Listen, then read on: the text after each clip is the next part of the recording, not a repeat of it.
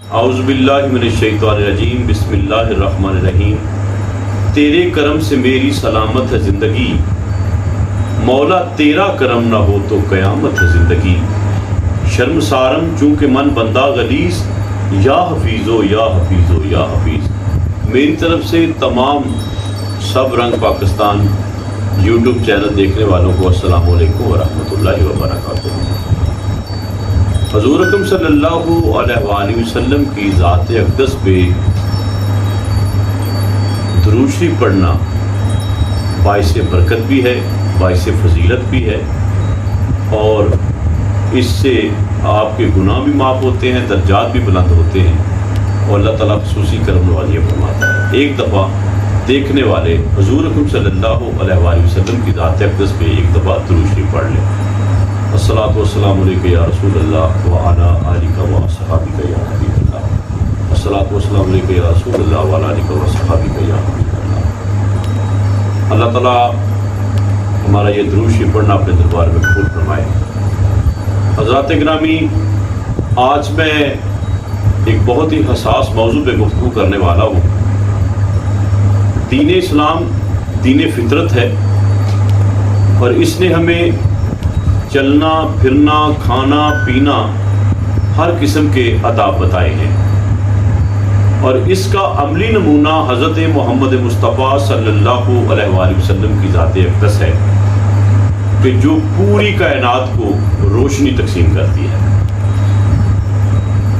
آج کل اکثر آپ بازاروں میں چلے جائیں، رستوں پہ چلے جائیں، تو جگہ جگہ رکاوٹیں کھڑی کی ہوتی ہیں۔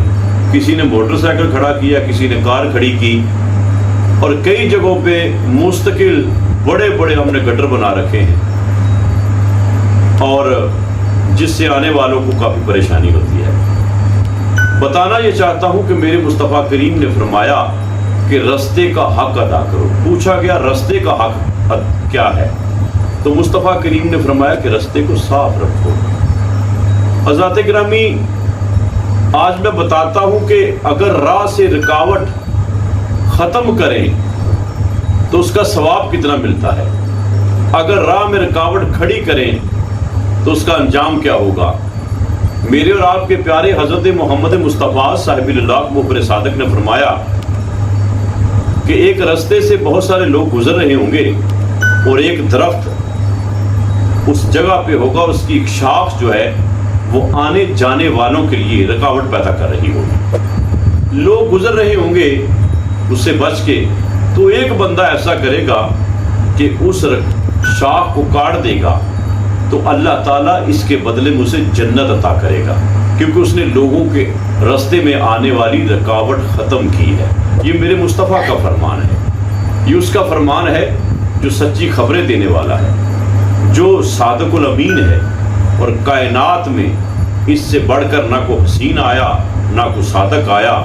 حضرات گرامی، حضور اکرم صلی اللہ علیہ وآلہ وسلم کی ذات اقدس نے ہمیں اس حوالے سے بتا دیا کہ رستہ صاف کرنا اور پتھر ہٹانے کے حوالے سے بھی یہی ہے کہ اگر کوئی بندہ رستے میں پڑا پتھر اٹھا دے تو اللہ تعالیٰ اسے بھی جنت عطا کرے گا۔ تو آج ہم دیکھیں کہ کیا ہماری وجہ سے کسی کے راستے میں رکاوٹ تو نہیں ہے، ہماری وجہ سے آنے جانے والوں کو مسئلہ تو نہیں ہے، ہماری گلی میں جو ہم نے جو کام کیا ہے، اکثر یہ ہوتا ہے کہ مٹیریل ہم جو ہے وہ گلیوں میں جو ہے وہ ڈال لیتے ہیں، بجری سیمٹ، لوگوں کا راستہ بند کر دیتے ہیں، تو کیا یہ صحیح ہے؟ تو حضرات گرامی، اب آئیے یہ ایک ایسا خوبصورت واقعہ میرے مصطفیٰ کریم صلی اللہ علیہ وآلہ وسلم کی ذات اقدس کا،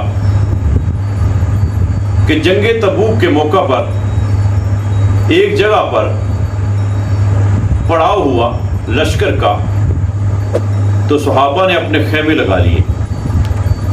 حضور اکرم صلی اللہ علیہ وآلہ وسلم کی ذات اقدس دیکھنے کے لیے اور مختلف خیموں کو دیکھنے کے لیے جو ہے آپ باہر نکلے اپنے خیمے سے، اور ایک خیمہ دیکھا جو رستے میں لگا ہوا تھا۔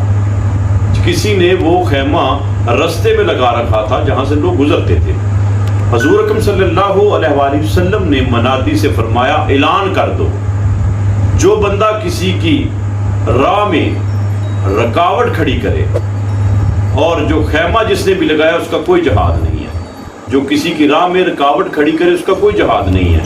تو حضرات گرامی، جو بندہ کسی کی راہ میں رکاوٹ بھی کھڑی کرتا ہو، لوگوں کی جگہوں پہ قبضہ بھی کرتا ہو، اور مخلوق خدا اس سے تنگ بھی ہو، تو آپ ایمان سے بتائیں اس کی نماز ہوگی، اس کا جہاد ہوگا، اس کا کوئی جو مرضی وہ کر لے عبادت، جب تک وہ مخلوق کو خوش نہیں کرے گا تو وہ اللہ کی رضا حاصل نہیں کر سکے گا۔